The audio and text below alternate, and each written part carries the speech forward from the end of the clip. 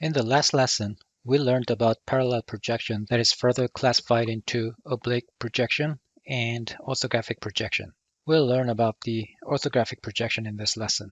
Engineering graphics is a communication tool used in the old product life cycle from the beginning of the early stage product design.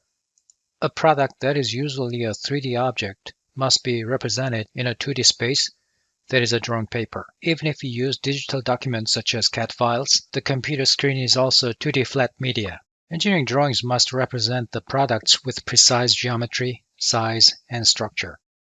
The engineering drawings will be sent to manufacturers, often to multiple different places, including foreign countries. The fabricated parts must be returned with precision so they'll fit other parts. The orthographic projection method conveys such precise shape information that is suitable for engineering drawings. This is how orthographic projection works. All the lines of sights are parallel to each other and normal to the image plane. Therefore, the image will be exactly the same even if the object is moved forward or backward. If a line on the object is parallel to the image plane, the length of the projected image of the line will be a true size. Any lines that are angled from the imaged plane, the length of the projected line will be shorter than the true length of the line. Even in this case, the foreshortened length of the line will not change regardless of the location of the object. Orthographic projection does not provide any 3D perception to the viewer, unlike the perspective projection method. Since images made by orthographic projection method is different from how you see things through your eyes, sometimes it may feel weird and unrealistic. If you look at an object in a certain direction, it is sometimes difficult to capture the overall shape of the object. If you look at an object in one direction with the orthographic projection method, no side surfaces are visible.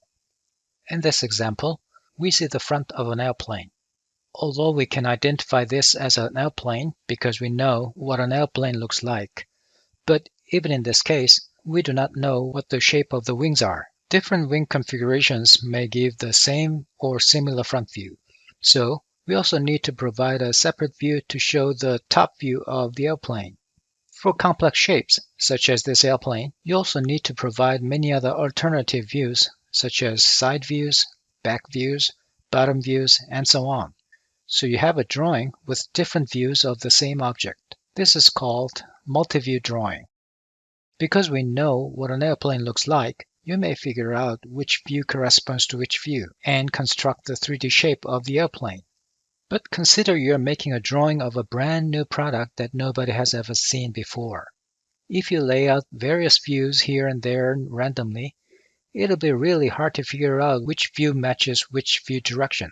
We need a certain rule in laying out the views so that anyone can figure out the shape by combining the multiple views.